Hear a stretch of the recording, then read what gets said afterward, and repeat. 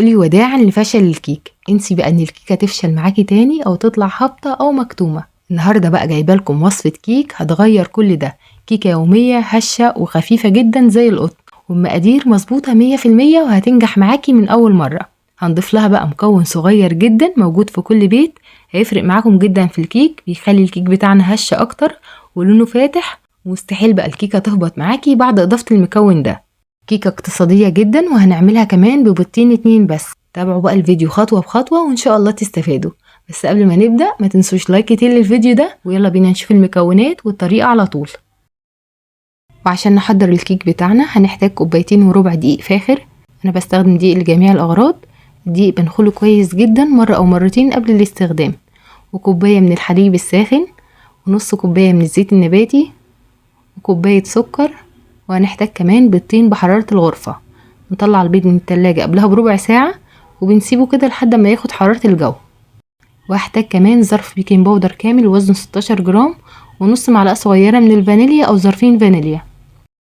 هي دي بقى كل المكونات اللي احنا هنحتاجها النهارده. وهنزود كمان بقى واحنا شغالين كده مكون صغير جدا موجود في كل بيت، هيفرق معاكم جدا في قوام الكيك، بيخلي الكيك بتاعنا هش اكتر ومرتفع، وبيخليه كمان لونه فاتح من جوه. وعايزه اقول لكم بقى يا جماعه ان انتوا لو ضفتوا المكون ده مستحيل الكيكه تهبط معاكم. تعالوا بقى دلوقتي ندخل في الطريقه على طول. وعشان نحضر بقى الكيك بتاعنا هنجهز طبق عميق وبنحط فيه بيضتين بحراره الغرفه. يعني نطلع البيض من التلاجة قبلها بربع ساعة و10 دقايق، وبنسيب البيض لحد ما ياخد حرارة الجو. بزود على البيض رشة ملح صغيرة جدا كده عشان تظبط الطعم، وبزود كمان ظرفين فانيليا او نص معلقة صغيرة من الفانيليا. وطبعا يا جماعة وانتوا بتعملوا الكيك احلى حاجة تستخدموا الفانيليا البودر، لان الفانيليا السائلة لونها غامق فممكن تغمق معانا لون الخليط بتاع الكيك شوية. وكمان بحس كده ان الفانيليا البودر ريحتها اقوى من الفانيليا السائلة بكتير. دلوقتي بقى انا ضفت على البيض كوبايه سكر وببدا اقلب كويس جدا. هنقلب الخليط ده لمده 5 دقايق كده او 7 دقايق لحد ما نوصل لقوام كريمي، واللون بتاع الخليط يبقى هش معانا كده ولونه فاتح بالشكل اللي هتشوفوه معايا دلوقتي. عندكم بقى مضرب كهرباء تقدروا تستخدموه، تقدروا كمان تستخدموا الخلاط، بتحطوا كل المكونات في الخلاط ما عدا الدقيق والبيكنج باودر. المهم نوصل للقوام اللي انتوا شايفينه ده، قوام هش وكريمي ولونه فاتح. انا بحب دايما اعمل الكيك بتاعي بالمضرب اليدوي، لان طبعا اغلب الناس عندها مضرب يدوي مش مضرب كهرباء. وكمان الكيك اللي بيتعمل بالمضرب اليدوي او المضرب الكهرباء مساماته بتطلع ضيقه عن الكيك اللي بيتعمل بالخلاط. دلوقتي بقى هنضيف على المكونات دي نص كوبايه من الزيت النباتي. واهم حاجه بقى نستخدم زيت يكون نوعه كويس ملهوش اي ريحه خالص، لان ريحه الزيت من الحاجات اللي بتظهر جدا في ريحه الكيك وطعم الكيك. يعني تستخدموا زيت كويس ملهوش اي ريحه خالص. بضيف الزيت وببدأ ان انا اقلب كويس جدا لحد ما الزيت يختلط كده مع باقي المكونات. بعد كده بحط بقى كوبايه من اللبن المغلي او الحليب المغلي. الحليب لازم يكون سخن جدا واصل لدرجه الغليان، والحليب المغلي طبعا مش هيسوي البيض لان البيض بيكون اختلط مع باقي المكونات.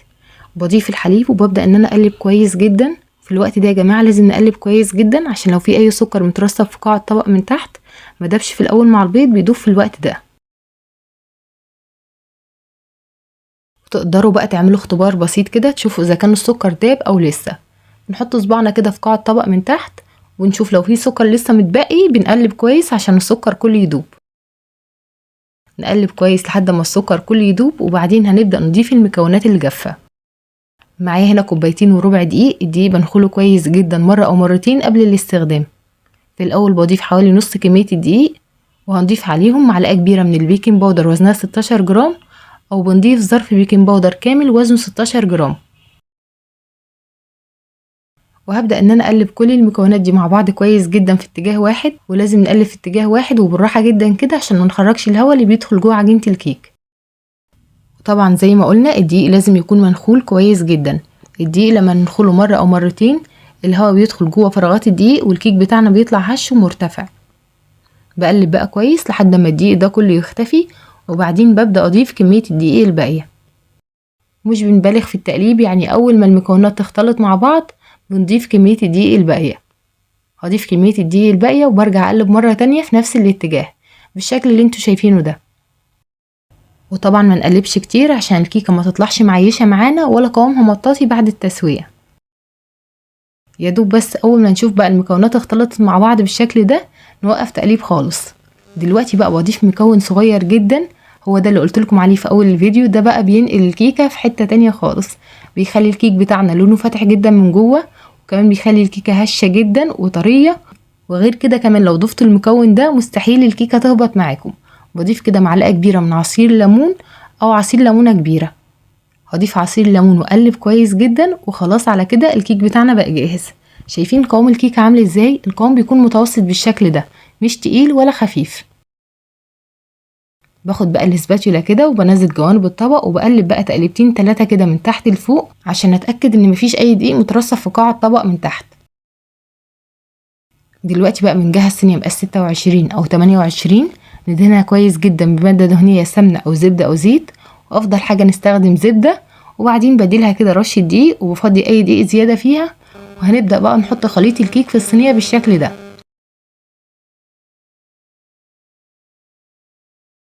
بعد كده بنخبط الصينيه قدامنا خبطتين 3 عشان لو فيها اي فقاعات هوا تخرج منها، وهناخد الكيك عشان نسويه على طول. الكيك بتاعنا بيدخل فرن سابق التسخين، يعني نشغل الفرن قبلها عشان يسخن بحوالي 10 دقايق كده او ربع ساعه. اهم حاجه كمان في تسخين الفرن اننا ما نشغلش الفرن على درجه حراره عاليه، نسخن الفرن كده على درجه حراره هاديه او درجه حراره 180. درجه حراره 180 يعني درجه حراره اقل من المتوسط، عشان الكيك طبعا ما يستويش من بره، ياخد لون ذهبي من بره ومن جوه يكون لسه معجن لسه ما استواش. هنحط الكيك بتاعنا في الرف الوسطاني والنار تكون شغاله من تحت بس. هتاخد معانا في الفرن حوالي 40 او 50 دقيقه بالكتير وبنلاقيها استوت. في الاخر خالص بقى بعد ما الكيك بتاعنا يستوي، لو ما اخدش لون حلو من فوق بنولع عليه الشوايه دقيقه او دقيقتين عشان ياخد لون ذهبي من فوق. واهم حاجه بقى في تسويه الكيك اننا ما نفتحش عليها باب الفرن خالص وقت التسويه. تقدروا بقى تفتحوا باب الفرن كده بعد ما بيعدي 35 دقيقه من وقت الخبز، ونختبرها بقى كده بعود خشبي. لو طلع معانا نضيف يبقى كده الكيك بتاعنا استوى وزي الفل، لو طلع عليه عجين كده يبقى الكيك بتاعنا لسه محتاج كمان تسويه. ده كده شكل الكيك بعد ما خرج من الفرن. شايفين بقى الكيكه شكلها عامل ازاي؟ تعالوا بقى نقطعها كده ونطلع قطعه ونشوفها هي عامله ازاي. ولازم كمان نستنى على الكيك لحد ما يبرد خالص وبعدين نقطعه عشان ما يعجنش مننا او يفرول. شايفين قد ايه شكلها حلو جدا؟ كيك هش مرتفع، لونه فاتح جدا من جوه، سكره مظبوط جدا ومفيهوش اي ريحه زفره خالص، وطعمها بقى حلو جدا عامله زي النايتي بالظبط. وبأكد عليكم يا جماعه بقى مره تانية، ما تنسوش تضيفوا عصير ليمون للكيك، بجد بياخدها في حته تانية خالص. اضافه الليمون والحليب المغلي بيفرقوا جدا في الكيك. تقدروا كمان لو حابين الكيك بطعم البرتقال بتستبدلوا الفانيليا العاديه بفانيليا بطعم البرتقال. جربوا الكيكه بالطريقه دي وبنفس المكونات دي، وانا متاكده ان هي هتطلع معاكم مظبوطه وناجحه من اول مره. بالنسبه بقى لحجم الكوبايه اللي انا استخدمتها، استخدمت كوبايه معياريه بحجم 250 مللي، يعني زي كوبايه العصير. واهم حاجه كمان واحنا بنعاير المكونات نعايرها كلها بنفس الكوبايه، بكوبايه واحده. وان شاء الله كمان هسيب لكم كل مكونات وصفه النهارده مكتوبه في صندوق الوصف بالكوبايه وبالجرامات. والناس بقى الجميله اللي وصلت لحد هنا من الفيديو، ما تنسوش بقى لايك كتير للفيديو ده، ولو اول مره تشوفوا القناه ما تنسوش تشتركوا. ولحد كده وصلنا لنهايه الفيديو، واتمنى فيديو النهارده يكون عجبكم واستفدتوا منه، واشوفكم على خير ان شاء الله في فيديو جديد. مع السلامه.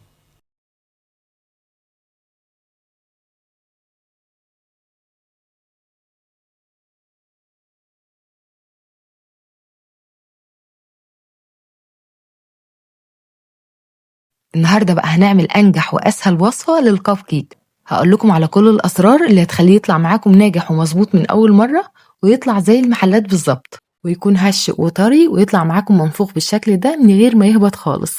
ركزوا بقى معايا للنهايه عشان كل تفصيله صغيره هتفرق معاكم جدا، واللي هيجرب الوصفه دي مش هيبطل يعملها. متنسوش بس قبل ما نبدا لايك كتير للفيديو ده، ولو اول مره تشوفوا القناه بتاعتي ما تنسوش تشتركوا وتحطوا لايك للفيديو ده. ويلا بينا نشوف الطريقه والمقادير على طول. عشان نحضر الكب كيك هنجهز طبق عميق وهنحط فيه بيضتين بحراره الغرفه.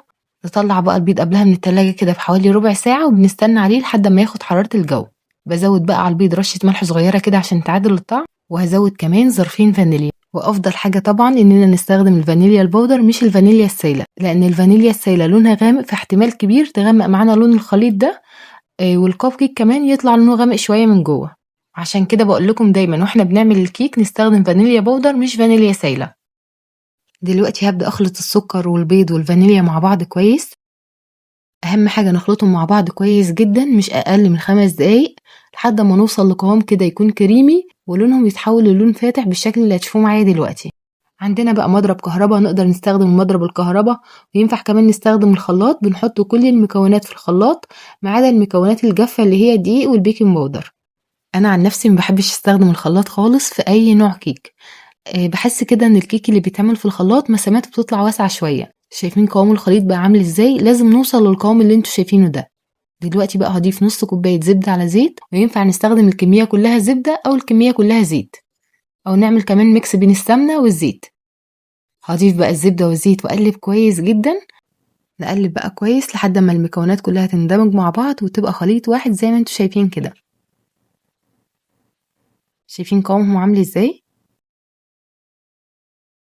بعد كده هضيف عليهم نص كوباية من الحليب الدافي، واهم حاجة الحليب يكون دافي. لما بنضيف الحليب دافي بيخلي الكيك بتاعنا او الكب كيك يطلع معانا طري وناعم كده من جوه. في المرحلة دي بعد اضافة الحليب بقلب بقى كويس جدا، عشان لو في بقى اي سكر ما دابش في الاول واحنا بنخلط البيض بيدوب في الوقت ده.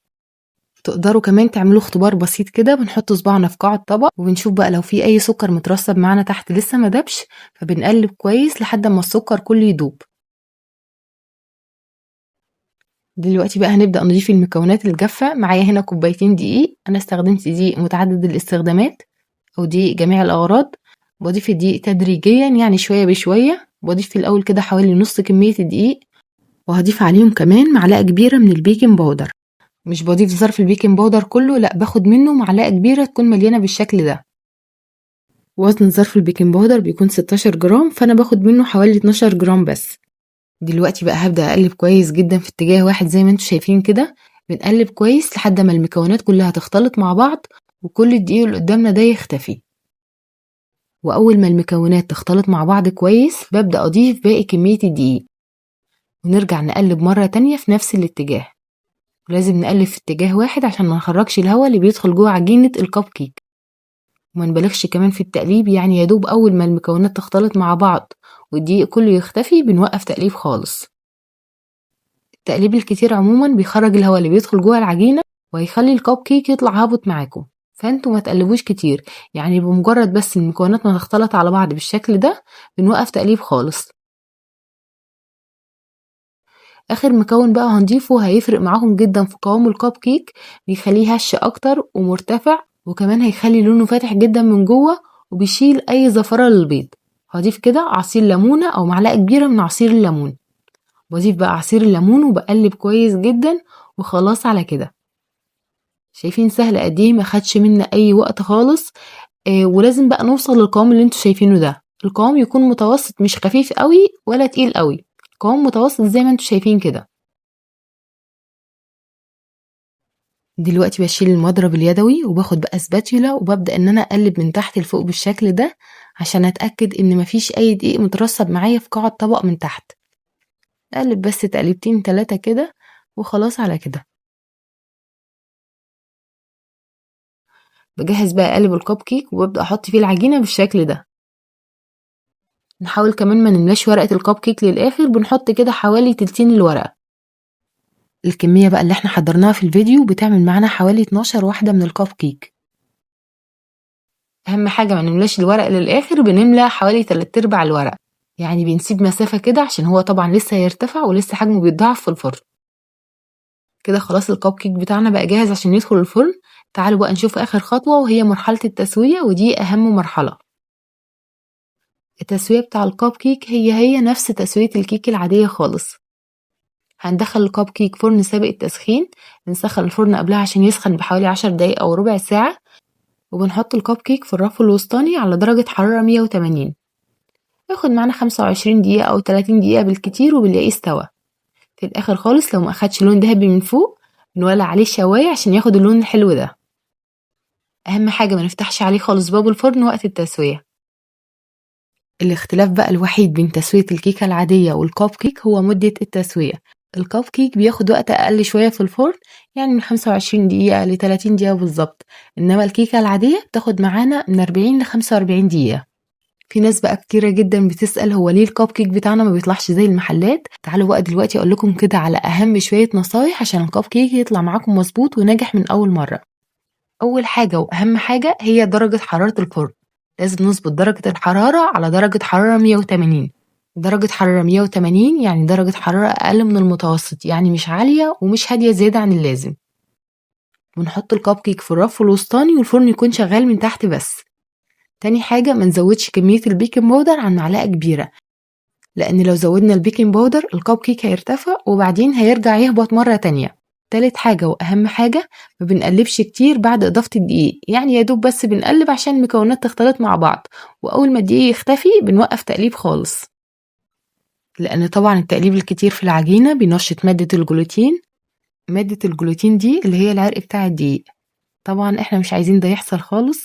فعشان كده بعد إضافة الدقيق ما نحاولش نقلب كتير زيادة عن لازم، تقليبتين 3 بمجرد ما المكونات كلها تختلط مع بعض بنوقف تقليب خالص، لان لو نشطنا مادة الجلوتين الكب كيك هيطلع معانا ناشف ومطاطي، واحنا عايزينه طبعا يطلع معانا طري وهش.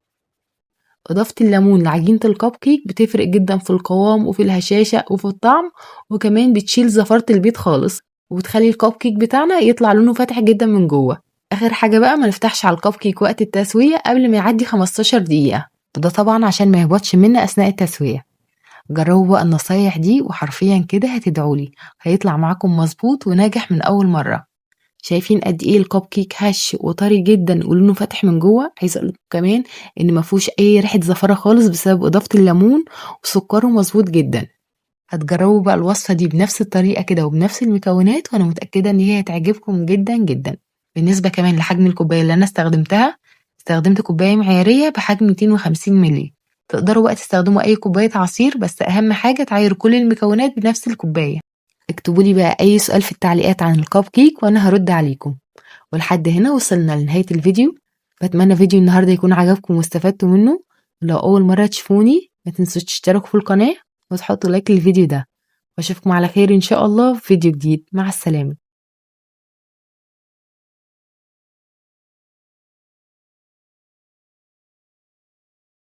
هنعمل مع بعض النهاردة جاتوه شاتوه الخلاط السريع ببيضتين 2 بس. احلى جاتوه شوكولاتة هتجربوه، هنعمله بطريقة سهلة وبسيطة جدا ومكوناته اقتصادية وموجودة في كل بيت. كيك هش وطري جدا وغرقان شوكولاتة وطعمه يجنن، والأحلى ما فيه إن هو سريع جدا. هنعمله في الخلاط. تابعي بقى الفيديو للنهاية عشان تعرفي كل التفاصيل عشان يطلع معاكي ناجح ومظبوط من أول مرة. مش هطول عليكم كتير، بس قبل ما نبدأ ما تنسوش بقى لايك كتير للفيديو ده، ويلا بينا نشوف الطريقة والمكونات على طول. أول حاجة هنبدأ بيها هنبدأ نعمل صوص شوكولاتة في الخلاط، والصوص ده يا جماعة هو أساس الوصفة كلها. عشان نحضر صوص الشوكولاتة هنحتاج كوباية من السكر، وكوباية من الحليب يكون بحرارة الغرفة، وكوباية إلا ربع زيت نباتي، زيت يكون جودته كويسة وملهوش أي ريحة خالص، وهحتاج كمان نص كوباية من الكاكاو الخام. أهم حاجة بس نستخدم كاكاو تكون جودته كويسة، لأن الكاكاو طبعا هو اللي هيدينا الطعم الغني، طعم الشوكولاتة الأصلي، وهو كمان اللي بيدينا اللون الغامق. هجهز بقى الخلاط بتاعي واحط فيه كوباية من اللبن او الحليب يكون بحرارة الغرفة، واحط كمان نص كوباية من الكاكاو الخام، وكوباية الا ربع من الزيت النباتي. واهم حاجة برضو نستخدم زيت تكون جودته كويسة، ما يكونش له اي ريحة خالص عشان ريحة الزيت ما تظهرش معانا في طعم وريحة الصوص. واخر حاجة واضيف كوباية سكر. هاخد بقى كل المكونات دي اخلطها في الخلاط كويس جدا. هنشغل عليها الخلاط حوالي 5 دقايق كده لحد ما نتأكد ان السكر داب تماما. بنلاقي بقى الخليط بتاعنا بدأ يتقل معانا بالشكل اللي انتوا شايفينه ده. في المرحلة دي بقى واحنا شغالين بنعمل حركة بسيطة جدا، بوقف الخلاط وبجيب معلقة خشب او سباتولا، وببدأ ان انا انزل جوانب الخلاط وبقلب الخليط كله من تحت لفوق بالشكل ده، عشان نتأكد طبعا ان مفيش اي سكر او كاكاو لازقين في الجوانب او في الخلاط من تحت. الحركة دي طبعا لما بنعملها بتساعد ان الخلاط يشتغل بكل سهولة. وبعد ما بنقلب تقليبتين 3 بنرجع نشغل الخلاط مرة تانية لحد ما القوام بقى ينعم معانا خالص ويتحول للقوام الكريمي اللي انتوا شايفينه ده. عايزه اقول لكم يا جماعه ان صوص الشوكولاته ده طعمه حلو جدا، وينفع بقى تستخدموه في وصفات تانية كتير، وينفع كمان تستخدموه كبديل للنوتيلا. هناخد بقى منه كوبايه كده ونشيلها على جنب في التلاجة عشان هنزين بيها وش الكيك بتاعنا. وهنحط بقى على باقي كميه الصوص اللي في الخلاط بيضتين بحراره الغرفه، وهحط كمان ظرفين فانيليا او نص معلقة صغيرة من الفانيليا، نص كوباية من اللبن او الحليب، والحليب يكون بحرارة الغرفة. هناخد بقى المكونات دي نشغل عليها الخلاط حوالي 3-4 دقايق كده لحد ما تختلط كلها مع بعض كويس. بعد كده بنجهز بقى طبق عميق وبحط فيه الخليط اللي احنا ضربناه في الخلاط، وبعدين هزود عليهم 1.5 كوباية دقيق، وهزود كمان معلقة كبيرة من البيكنج باودر وزنها تقريبا 12 جرام. ظرف البيكنج باودر وزنه 16 جرام، فانا هاخد منه معلقة كبيرة تكون مليانة بالشكل ده، عشان لو زودنا كمية البيكنج باودر في الكيك بتاعنا مسامته هتطلع واسعة جدا. انا هنا بوريكم كمية البيكنج باودر اللي اتبقت معايا. هبدأ بقى ان انا اقلب كل المكونات دي مع بعض كويس جدا في اتجاه واحد بالشكل ده، ولازم نقلب في اتجاه واحد زي ما انتوا شايفين كده عشان منخرجش الهواء اللي بيدخل جوه عجينة الكيك. نقلب بقى كويس جدا لحد ما المكونات كلها تختلط مع بعض وكل الدقيق اللي قدامنا ده يختفي.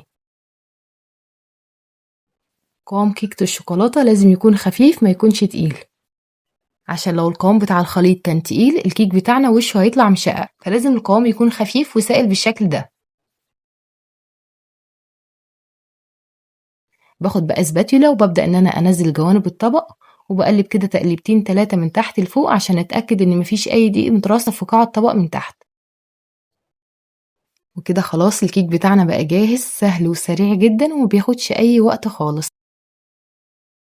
بنجهز بقى صينية وسط كده، انا استخدمت الصينية الوسط في طقم الصواني اللي هي مقاس 25 في 30، او تقدروا تستخدموا صينية مدورة مقاس 26 او 28. بدهنها كويس جدا بمادة دهنية سمنة او زبدة او زيت، وبعدين بديلها رشة دقيق، وهبدأ ان انا احط فيها خليط الكيك بالشكل ده. بعد كده باخد الصينية واخبطها قدامي كده خبطتين 3 عشان لو فيها اي فقاعات هوا تخرج منها، وهاخدها على طول عشان اسويها.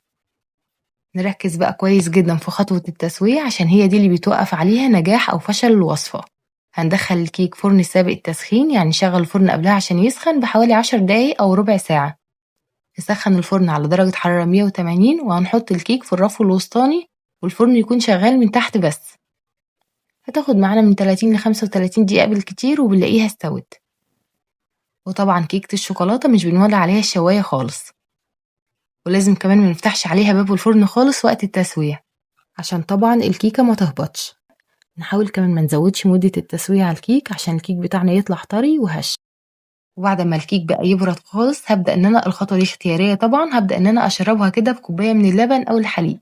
اللبن كمان يكون بحرارة الغرفة. طبعا خطوة الحليب دي اختيارية، بس هي بتخلي الكيك بتاعنا طري ورطب اكتر وبتدي لها طعم حلو جدا.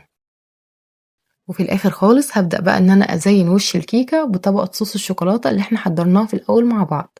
احنا طبعا الصوص ده شلناه في التلاجة، تقدروا تستخدموه زي ما هو كده، بس القوام بتاعه بيبقى متماسك شوية وتقيل، فانا هحاول اخففه كده ب3-4 معالق كبيرة من اللبن. هقلب بقى اللبن كويس جدا مع صوص الشوكولاتة، وبعدين هبدأ ان انا اوزعه على وش الكيك بالشكل ده. عايزة اقول لكم بقى يا جماعة ان الصوص ده بينقل الكيكة في حتة تانية خالص، بيدي لها طعم تحفة. وبعد ما وزعنا صوص الشوكولاتة على الكيك هنبدأ نقطعه. في الاول كده بنقطعها بشكل طولي، وبعدين بقطعها بالعرض عشان تدينا شكل الجاتوه. وفي خطوة توزيع بقى الصوص ليكي الحرية الكاملة، تقدري بقى تحطي صوص على الكيك كده قبل ما تقطعيه، وتقدري تحطيه عليه بعد ما تقطعي الكيك. في كل الحالات الكيك بتاعنا طعمه تحفة. تعالوا بقى نطلع قطعة كده ونشوفها هي عاملة ازاي. شوفوا بقى الكيكة شكلها عامل ازاي، طرية جدا وناعمة، السكر فيها مظبوط على الاخر، وطعم الكاكاو كده متوازن مع طعم السكر، يعني لا مسكرة زيادة ولا مرة. طعمها بقى مظبوط جدا زي ما الكتاب بيقول. كيكة شوكولاتة ناعمة كده وبتدوب في البق، واحلى ما فيها ان هي سهلة جدا وبتتعمل في الخلاط، واي حد بقى هيجربها هتطلع معاه ناجحة ومظبوطة من اول مرة. تعالوا بقى اقول لكم على شوية نصايح كده عشان جاتو شاتو يطلع معاكم ناجح ومظبوط من اول مرة وتاخدوا منه احلى طعم. اهم حاجة نستخدم كاكاو يكون نوع كويس، عشان الكاكاو بيفرق جدا في الطعم وكمان في اللون. تاني حاجة بقى نستخدم زيت يكون نوعه كويس وملهوش اي ريحة خالص، عشان ريحة الزيت ما تظهرش معانا في طعم وريحة الكيك. واهم حاجة كمان ما نفتحش على الكيك خالص وقت التسوية، بعد ما بيعدي 30 دقيقة بنقدر نفتح عليها ونختبرها بعود خشبي. لو طلع معانا نضيف يبقى كده خلاص الكيك بتاعنا استوى وزي الفل. وبكده نكون خلصنا وصفة النهاردة. ان شاء الله هسيب لكم كل المكونات مكتوبة في صندوق الوصف تحت الفيديو. ما تنسوش بقى تجربوا الوصفة النهاردة بطريقتي وتكتبوا لي رأيكم في التعليقات على الفيديو. ولحد هنا وصلنا لنهاية الفيديو. بتمنى فيديو النهاردة يكون عجبكم واستفدتوا منه. ولو أول مرة تشوفوني ما تنسوش تشتركوا في القناة وتحطوا لايك للفيديو ده. واشوفكم على خير ان شاء الله في فيديو جديد. مع السلامة.